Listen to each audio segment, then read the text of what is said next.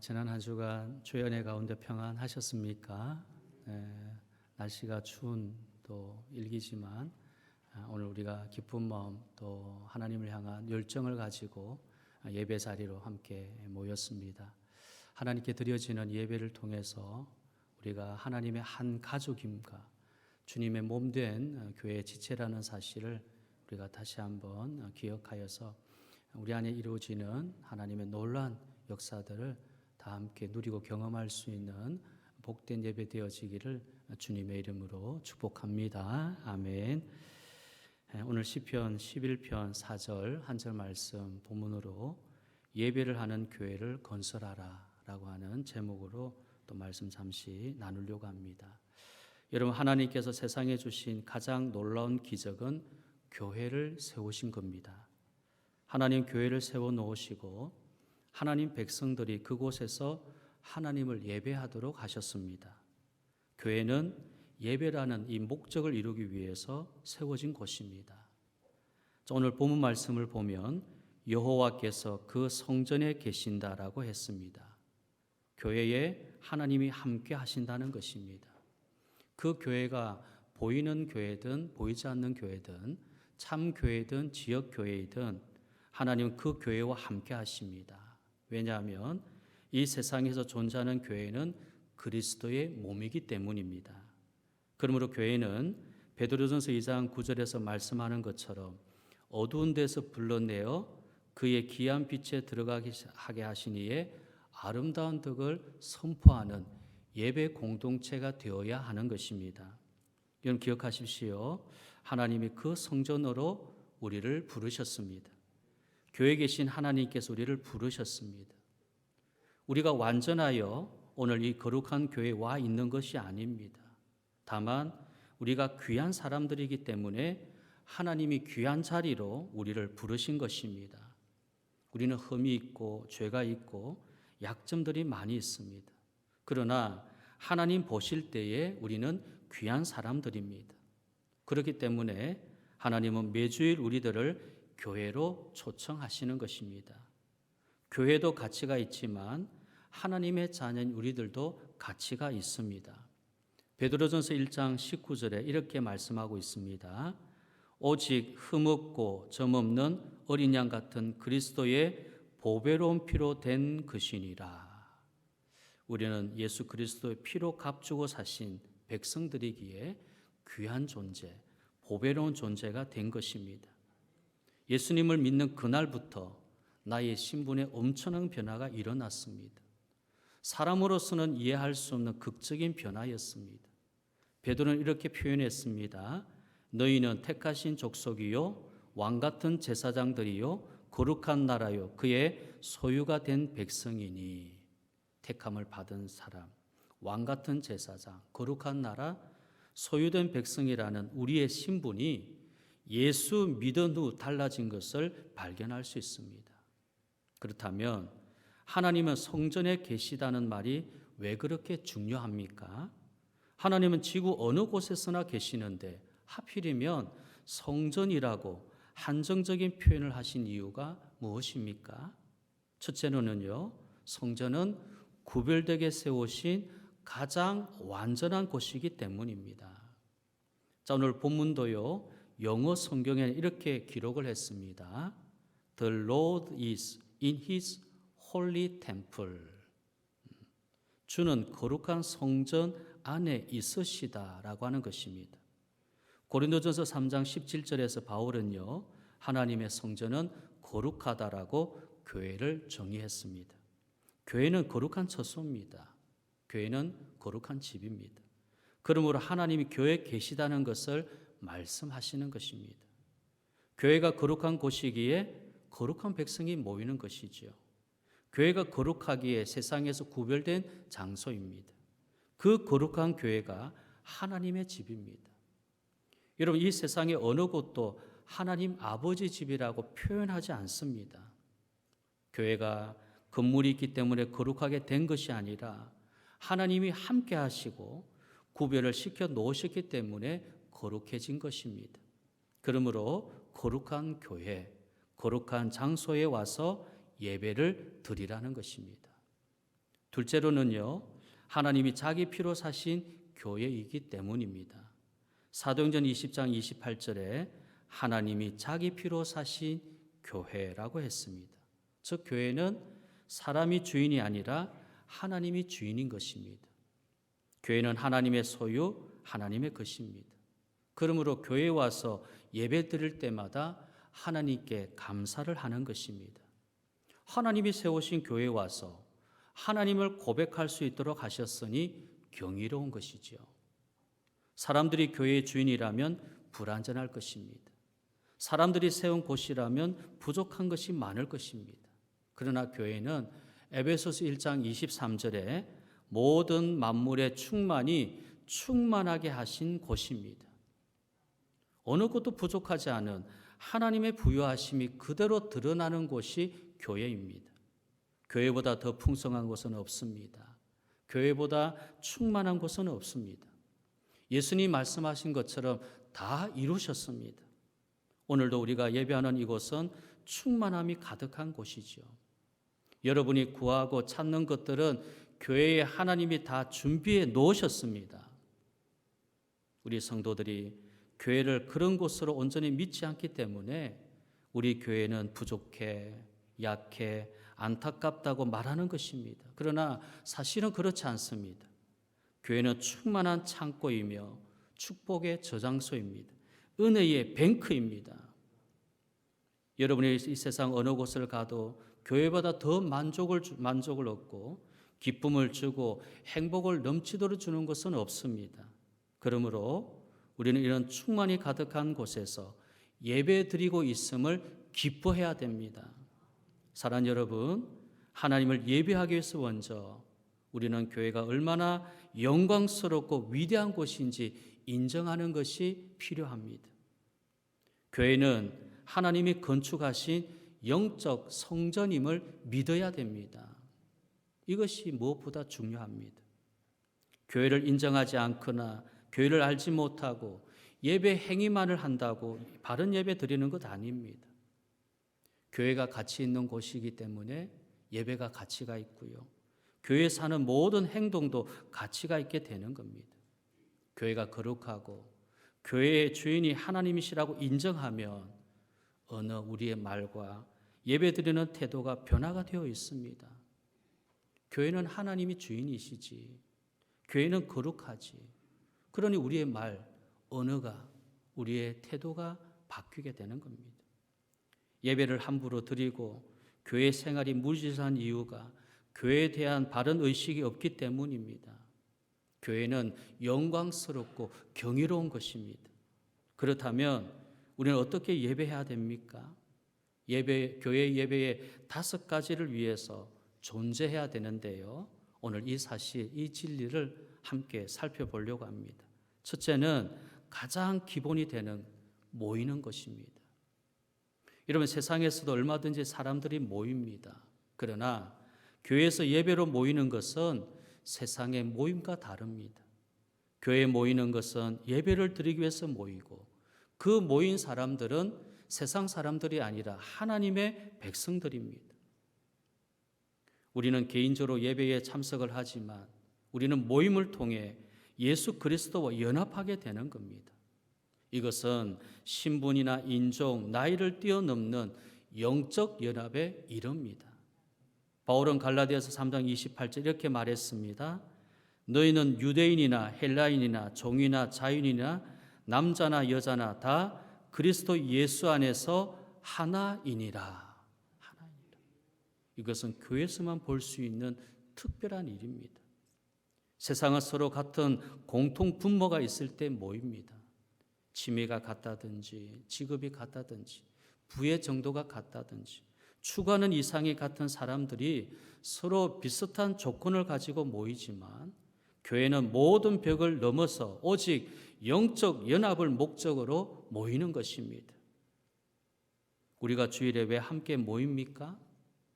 예수 그리스도가 살아계시고 재림하실 것을 증언하며 우리는 모두 천국에서 만나야 되는 한 영적 가족임을 확인시키기 위해서입니다. 그러므로 교회는요, 모이는 공동체를 회복하는 것이 중요하고 그 모임은 영적 연합을 이루기 위한 것임을 놓치면 교회의 의미는 퇴색되는 것입니다. 히브리서 기자가 이렇게 기록했습니다. 히브리서 10장 25절, 우리 잘 아는 말씀인데요. 자, 함께 같이 읽겠습니다. 모이기를 피하는 어떤 사람들의 습관과 같이 하지 말고 오직 권하여 그날이 가까움을 볼수록 더욱 그리하자. 자꾸 모이기를 피하는 어떤 사람들의 습관, 모이지를 않으려고 하는 이는 습관들이 마치 전염병처럼 감염병처럼 사람들에게 옮겨간다는 것입니다. 모이기를 자꾸 피한다는 겁니다. 자, 습관과 같이 하지 말고 오직 권하여 그날이 가까움을수록. 그날이라는 것은 예수님의 재림을 말하는 것이죠. 예수님의 재림은 사실이고 분명한데 그날이 가까워오는 것을 볼수록 모이기를 힘쓰라. 모이기를 힘쓰라고 하는 명령입니다. 왜 그렇습니까? 영적 연합을 이루기 위해서입니다. 그러므로 주님의 재림의 날까지 우리는 모여 예배하는 일에 열정을 가져야 됩니다. 그래서 우리에게 교회가 필요한 것입니다. 둘째는요, 축하하는 것입니다. 이런 교회는 하나님 백성들이 함께 모여 정기적으로 축하하는 시간을 갖는 것입니다. 이것을 예배의 용어로 즐거워하는 것이다라고 말합니다. 즐거워하는 것. 시편 95편 1절 2절입니다. 오라 우리가 여호와께 노래하며 우리의 구원의 반석을 향하여 즐거이 외치자. 우리가 감사함으로 그 앞에 나아가며 시를 지어 즐거이 그를 노래하자. 이 즐거움이란 서로가 마음과 사랑과 감사를 표현할 때 나타나는 결과입니다. 불평과 원망과 미움이 있으면 즐거운 예배가 드리지 못합니다. 그러므로 시편 기자는 오라 우리가 하나님께 노래하며 즐겁게 예배드리고 감사함으로 예배하자라고 했습니다. 이것은 예배가 축하하는 시간임을 말하는 것입니다. 습관적이고 일상적인 예배를 벗으려면 진정으로 축하하려는 마음이 있어야 됩니다. 예배는 과시용 예배가 되어서는 안 됩니다. 예배는 사람들에게 보여주기 위하여 꾸미는 것이 아니죠. 내가 사람들에게 어떻게 하면 보여줄까?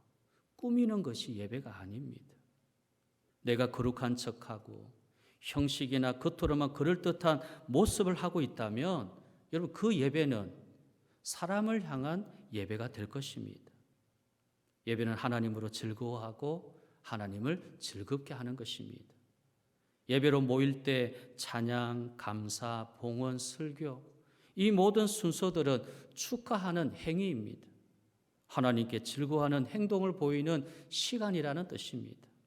그러므로 어떤 마음의 자세로 그와 같은 시간을 보내고 있는가가 중요한 것입니다. 만일 예배 시간이 즐겁지 않고 축하하는 시간이 아니라면 나는 지금 예배를 잘못 드리고 있다라고 할 수 있습니다. 하나님을 바라보면 기쁨이 솟아나죠. 그러나 사람을 보면 우울합니다. 하나님을 소원하면 마음에 감격이 있고 희망이 생깁니다. 그러나 사람을 보면 답답하고 실망감이 옵니다. 그래서 우리는 예배를 드릴 때에 공연을 보는 관람객이 돼서는 안 됩니다. 예배가 종교적 공연, 퍼포먼스가 아니라 살아있는 시간입니다. 하나님은 살아계셨어요. 우리 예배를 보고 계십니다. 자, 오늘 본문에 이렇게 말씀하셨습니다. 그의 눈이 인생을 통촉하시고 그의 안목이 그들을 감찰하시도다. 하나님은 통촉하시고 감찰하시는 분이다. 우리들을 내버려 두시고 알아서 살아가도록 고아로 여기시는 분이 아니라 우리를 늘 감찰하시고 통촉하십니다. 우리가 예배 드릴 때에도 하나님 우리 예배에 관심을 갖고 계시고 어떻게 예배를 드리는지 우리의 모습을 세밀하게 보고 계신다는 것입니다. 그러므로 즐겁게 축가하며 예배하는 자세를 가져야 됩니다. 여러분 시편은요 예배의 집합서라고 할 수 있습니다. 시편에 예배를 위해서 강조하는 말이 있는데 언제나 새 노래로 찬양하라. 언제나 새 노래로 찬양하라. 새 노래를 부른다는 것은 내가 늘 새로워져야 된다는 것입니다. 예배자가 새로워져야 된다는 것입니다. 새 노래를 부르면 새로운 은혜를 경험하게 됩니다. 새로운 노래는 새로운 감동이 일어납니다. 새롭게 하나님을 찬양하면 새로운 하나님의 복을 깨닫게 됩니다. 그러므로 예배를 드릴 때 언제나 새 노래를 부른다고 하는 이 자세, 그래서 즐겁게 하나님께 나아가실 수 있기를 바랍니다. 셋째는요, 기념하는 것입니다. 교회는 모이고 축하하며 그 다음은 기념하는 시간입니다. 우리는 예배에서 예수님을 기념하지요. 마치 1세기 예배에서 예수님 보여주신 것처럼 성찬을 통해서 예수님을 기념합니다. 기억합니다. 예배에서 세례를 통해 하나된 모임을 기억합니다. 교회는 모든 예배를 통해서 그것이 절기이든지 또 매주일 예배이든 예수님의 탄생, 죽음, 부활, 성령 강림, 세례, 성찬을 통해서 하나님의 보여주신 그 구원의 사건들을 기념하는 겁니다. 왜 기념 예배가 중요합니까? 예배하는 우리들로 하여금 결단과 각오, 비전과 사명을 깨닫게 하기 때문입니다. 그러므로 예배 가운데서 절기 행사나 주일 예배를 통해서 특별한 기념을 할 때 자신의 신앙을 결단하도록 하는 그런 마음, 자세가 필요한 것입니다. 여러분, 주일 예배는요, 매 시간 예수님의 부활과 승리를 기념하는 시간입니다. 예수님 부활하셨고 사망을 이기고 승리하심을 기념하는 것이 주일 예배인 것입니다. 자, 한번 보여주십시오. 우리가 어떤 고백을 해야 되겠습니까? 나의 삶을 예수님이 지배하시면 나는 승리한다. 그리고 신랑 예수님을 준비하면 그분이 다시 오실 때 나와 함께 하신다. 이것을 고백하며 매주 기념하는 것입니다. 그런 이유 때문에 교회의 절기와 주일 예배는 우리 모두에게 중요하고 그런 예배를 통하여 더욱 하나님을 향한 예배의 일정이 지금보다 더 강하게 표현이 될 수 있는 것입니다. 넷째는요, 전달하는 것입니다. 예배는 하나님 말씀이 전달되는 시간이지요. 다시 말하면 예배는 하나님 말씀하시는 시간이라는 뜻입니다. 하나님이 그의 백성들에게 예배를 통하여 말씀하십니다. 예배는 진리의 말씀이 선포되는 시간입니다. 설교뿐만 아니라 모든 순서 하나하나마다 진리가 전달됩니다. 그러므로 예배는 하나님이 나를 가르치는 시간입니다. 우리 한번 따라 하십시다. 예배는 하나님이 나를 가르치는 시간이다. 그렇죠. 예배는 하나님이 나를 가르치는 시간입니다. 하나님 나를 가르치는 시간이 예배입니다. 그래서 시편 기자는 이렇게 강조했습니다. 시편 119편 7절에 내가 주의 의로운 판단을 배울 때에는 하나님이 가르쳐 주시니까 배워지는 겁니다. 배울 수가 있습니다. 하나님이 가르쳐 주지 아니하면 누가 배우겠습니까? 배우게 가르치는 분이 있기 때문에 배우는 학생이 있죠. 그래서 여기 보니까 배울 때에는 정직한 마음으로 주께 감사하리이다. 우리가 진리를 말씀을 배워야 진정으로 하나님께 감사가 일어나는 것입니다. 내 의지, 내 감정, 내 경험으로 하나님께 감사하는 것 한계가 있습니다. 오늘 기분이 좋으면 감사하고 기분이 나쁘면 감사하지 않는다. 한계죠. 내 경험과 지식으로도 그렇습니다. 한계가 있습니다. 그런데요, 진리의 말씀을 내가 배울 때에 우리는 정직한 마음으로 하나님께 감사하는 것입니다. 또한 12절에 보면요, 찬송을 받으실 주 여호와여 주의 율례들을 내게 가르치소서. 예배는 계속해서 내게 가르쳐 달라고 하나님께 배우기 위해서 나아가는 시간입니다. 하나님께 나아가는 시간은 배우는 시간입니다. 배우지 않으면 새로운 것을 알지 못합니다. 하나님의 뜻을 분별하고 하나님 비밀과 신비한 복들을 아는 길은 배우는 것입니다. 예배는 무엇인가를 얻기 위해 나가는 것이 아니라 가르침을 받기 위해서 하나님께 가까이 가는 것입니다. 자, 그러면 여러분, 오늘은 무엇을 배우기 위한 예배입니까? 하나님이 무엇을 내게 전달해 주셨습니까? 하나님이 오늘 예배에서 내게 가르쳐 주신 그 말씀을 실천하는 생활을 위해서 예배가 있는 것입니다. 만일 예배에서 하나님이 전달하는 것이 없다면, 하나님 우리에게 가르쳐 주시는 것이 없다면 하나님의 소식과 축복이 없는 허망한 예배를 드리는 시간 낭비일 뿐인 것입니다. 오늘도 하나님 말씀을 들을 수 있도록 마음을 다하여 예배드리기를 바랍니다.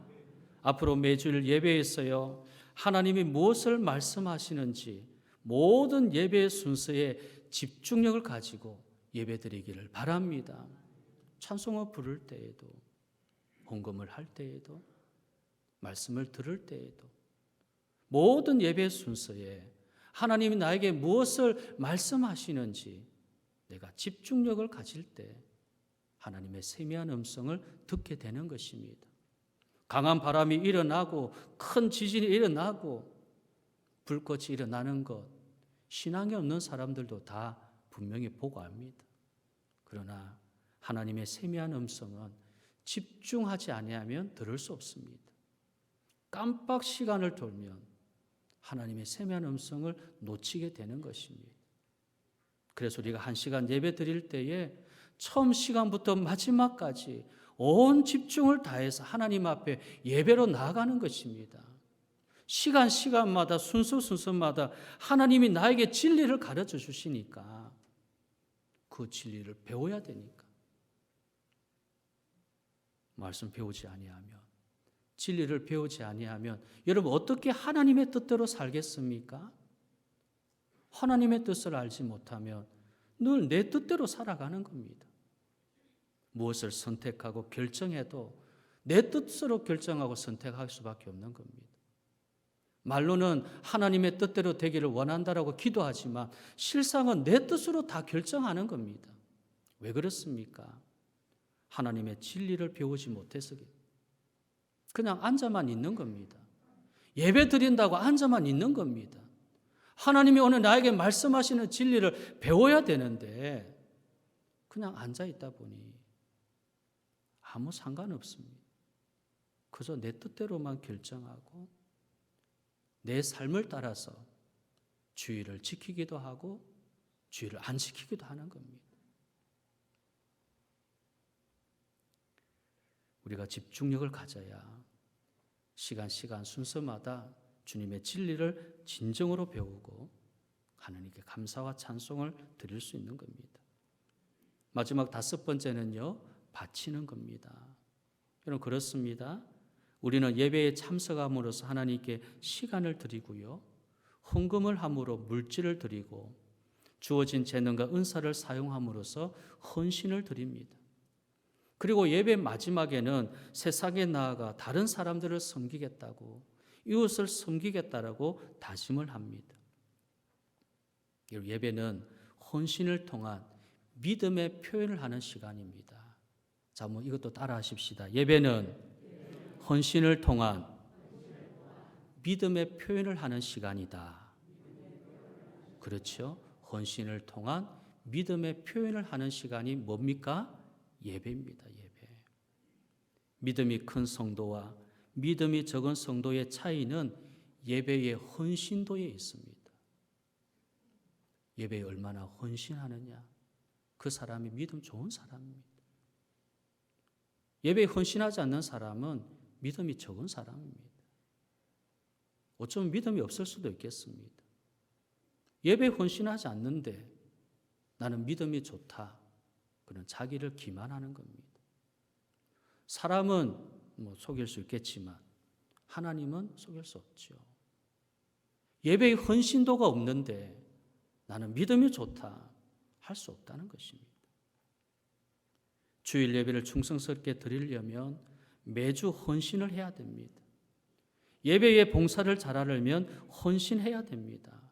하나님께 헌금을 드리려면 헌신해야 됩니다. 여러분, 헌금함에 헌금 봉투에다가 돈을 물질을 넣어서 헌금함에 넣는다고 그것이 헌금이 되느냐? 헌금이 되지 않습니다. 헌금을 드리려면 헌신해야 됩니다. 헌신 없이 100만 원, 200만 원, 수천만 원 드려도 그것은 하나님 앞에 헌금이 되지 않는 겁니다. 여러분, 하나님께서 우리에게 왜 헌금을 요구하십니까? 우리의 헌신을 위해서 그러는 겁니다. 물질을 드림으로 헌금이 되는 겁니다. 헌신이 되는 겁니다. 그러므로 예배의 믿음이 필요하죠. 예배를 위해서 나는 어느 정도의 믿음이 있는가를 자신을 돌아봐야 되죠. 1년 52주일을 온전히 헌신하고 있는 믿음인가, 아니면 자주 빠지고 약간의 헌신을 보이고 있는지 자신을 돌아봐야 되는 겁니다. 하나님은 매주일을 지키도록 명령하셨고 순종하도록 말씀하셨습니다. 그러나 매주일을 지키고 더 성숙한 예배를 드리려면 더 큰 헌신이 필요한 것입니다. 여러분, 헌신은요, 최선을 다하는 것입니다. 예수님께서 마음을 다하고 성품을 다하고 뜻을 다하여 목숨을 다하여 하나님을 사랑하라고 하신 것은 최선을 다하라는 것입니다. 예배는 최선을 다하는 헌신으로 나를 바치는 겁니다. 저 사람이 헌신해야 돼. 있을 수 없습니다. 나를 헌신하게 하는 겁니다. 하나님 앞에 최선을 다하는 헌신으로 나를 바치는 것. 그래서 교회 예배에 중요한 것입니다. 자, 그럼 오늘 여러분 어떻습니까? 나는 지금 최선을 다하여 헌신하는 나를 드리고 있느냐? 최선을 다해서. 이제 말씀을 정리하려고 합니다. 하나님 우리를 교회로 모이도록 부르시고요, 예배하도록 말씀하셨습니다. 우리에게 일어난 감격적인 사건은 우리가 그분의 교회에 속하는 특권을 주셨다는 것입니다. 얼마나 감격적입니까? 우리가 교회에 대한 이런 경이로움을 잃게 되면 우리는 교회 생활이나 예배 생활이 지루하고 무의미하게 보낼 수밖에 없을 겁니다. 다윗은 사무엘하 7장 18절에서 이렇게 고백했습니다. 사무엘하 7장 18절에 다윗 왕이 여호와 앞에 들어가 앉아서 이르되 주 여호와여 나는 누구이오며 내 집은 무엇이기에 나를 여기까지 이르게 하셨나이까. 여러분, 이 말씀은요, 감격의 말씀입니다. 다윗 왕이 여호와 앞에 들어가 앉아서 예배하는 모습이죠. 하나님 앞에 들어가서 앉아서 주 여호와여 나는 누구이며 내 집이 무엇이간데 나를 여기까지 이르게 하셨습니까? 고백입니다. 감사의 찬송입니다. 우리는 다윗처럼 나는 누구인지, 그리고 교회는 어떤 곳인지를 하나님께 간절히 물으며 사는 사람들이 되어야 됩니다. 우리는 특권을 받은 하나님 백성이고 교회에 속하도록 은혜를 입은 자입니다. 그래서 모세는 예배하는 하나님 백성을 가리켜 행복자라고 했습니다. 신명기 33장 29절에 이스라엘이여 너는 행복한 사람이로다. 여호와의 구원을 너같이 얻은 백성이 누구냐? 그는 너를 돕는 방패시요 내 영광의 칼이시로다. 내 대적이 내게 복종하리니 내가 그들의 높은 곳을 밟으리로다. 너는 행복한 사람이다. 하나님은 아무나에게도 행복한 사람이다 하지 않습니다. 예배하는 하나님 백성을 향하여서 행복한 사람이라고 하는 겁니다. 우리는 행복한 백성이고 특권의 백성입니다. 하나님께서 우리를 자기 백성으로 삼아 예배 드릴 수 있도록 거룩한 교회, 영적 성전이 되게 하신 것은 우리를 행복한 사람을 만들기 위해 예비하신 하나님의 계획입니다. 하나님 계획. 이런 교회는 그동안 외부의 박해와 내부의 문제들을 극복하며 오랜 세월 동안 하나님을 예배하고 왔습니다. 한 번도 예배를 놓친 적이 없었습니다. 그동안 교회를 보호하시고 사랑하시며 예배하는 백성들을 사랑하시는 하나님의 의지는 변함이 없으시죠. 한결같으십니다. 그래, 예배해야 돼. 주님이 일으키신 가장 놀라운 이 기적, 교회를 세우셔서 하나님 백성들이 그곳에서 예배하게 하신 것, 하나님의 의지는 변함없으십니다. 앞으로도 하나님은 교회를 지키시고 예배하는 자들을 보호하시고 승리하도록 하실 것입니다. 그러므로 우리는 교회에 부름받은 특권, 예배하도록 선택된 이 특권을 지켜나가야 할 것입니다. 여러분, 잃어버리지 마십니다. 예배하는 특권, 선택된 이 특권, 우리가 잃어버리면 안 됩니다. 놓치면 안 됩니다. 그리고 더욱더 열심히 하나님을 예배하는 행복한 우리 모두 또 이 한 해가 되어지기를 주님의 이름으로 축복합니다. 아멘.